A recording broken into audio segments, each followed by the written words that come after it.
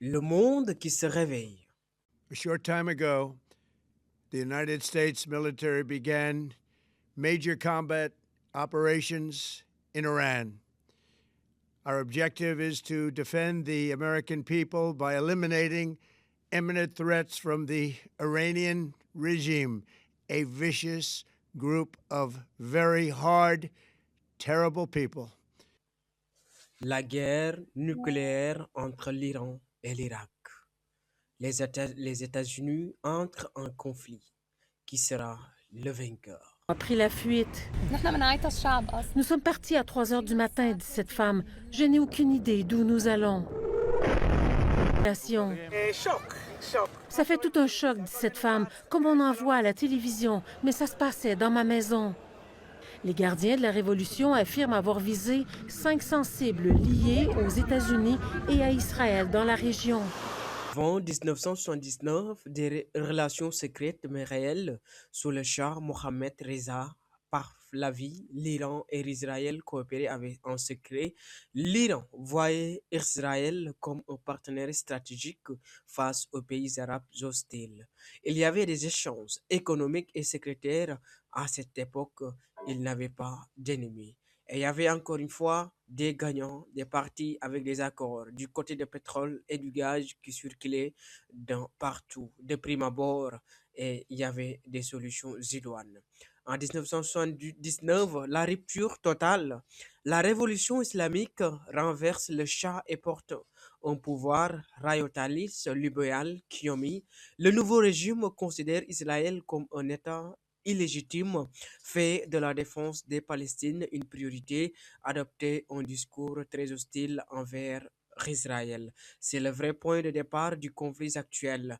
Il fait 2 ans auquel la guerre était en jeu, mais aujourd'hui, les bombes au fond de ce conflit s'est réveillé. Les États-Unis entrent en conflit.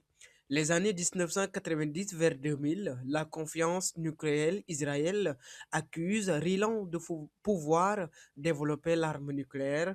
L'Iran affirme que son programme est civil. Israël considère comme un Iran nucléaire représenterait une menace exceptionnelle ou existentielle des sabotages, cyberattaques, des assassinats ciblés des scientifiques iraniennes sont attribués au service nucléaire. Aujourd'hui, la bombe nucléaire prend place.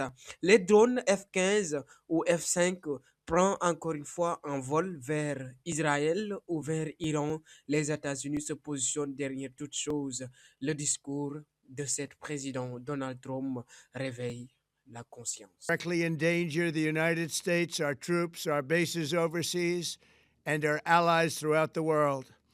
For 47 years, the Iranian regime has chanted death to America and waged an unending campaign of bloodshed and mass murder, targeting the United States, our troops, and the innocent people in many, many countries. It has always been the policy of the United States, in particular, my administration, that this terrorist regime can never have a nuclear weapon. I'll say it again. They can never have a nuclear weapon.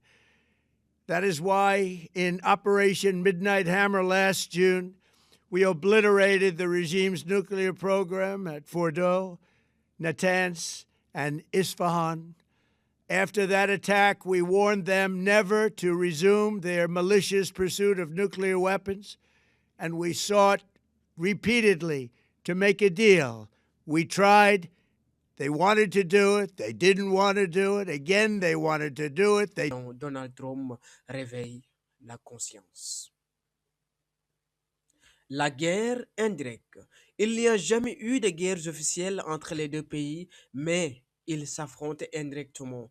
L'Iran soutient Hezbollah au Liban, il soutient aussi le Hamas à Gaza. Israël frappe régulièrement des positions iraniennes en Syrie. On parle d'une guerre de l'ombre. Pourquoi les tensions si fortes aujourd'hui et quels sont ces dommages? Écoutez.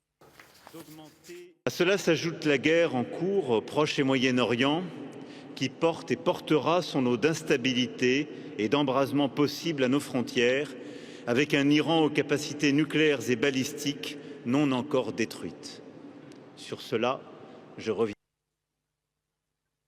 Rivalités idéologiques, République islamique vs État juif allié des États-Unis, question nucléaire, conflits israélo-palestiniennes, influence régionale au Moyen-Orient, chaque camp voit l'autre comme une menace stratégique majeure.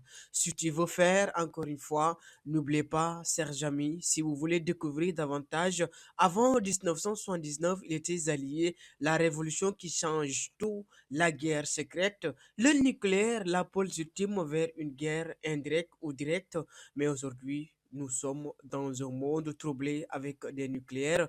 N'oubliez pas, chers amis, de commenter, de partager, abonner une fois si vous voulez découvrir une fois davantage qu'est-ce qui est à l'origine de cette guerre qui continue de menacer le monde. Chaque pays ou chaque continent essaye de manifester la bombe nucléaire auquel il détient qui sera le leader. On a entendu que les États-Unis ont été toujours le pays où ont été le continent le plus fort, comme qui trône encore une fois le continent du monde entier. Mais aujourd'hui, avec la présence de la Chine, en présence des deux Corées, du Nord ou Corée du Sud, chacun présente sa bombe comme une arme très puissante auquel les États-Unis doivent encore une fois penser, reculer pour mieux sauter. Encore une fois, quelle stratégie entre ces deux pays? Encore une fois, la Russie doit entrer en jeu ou les deux conflits, ou encore une fois, la France.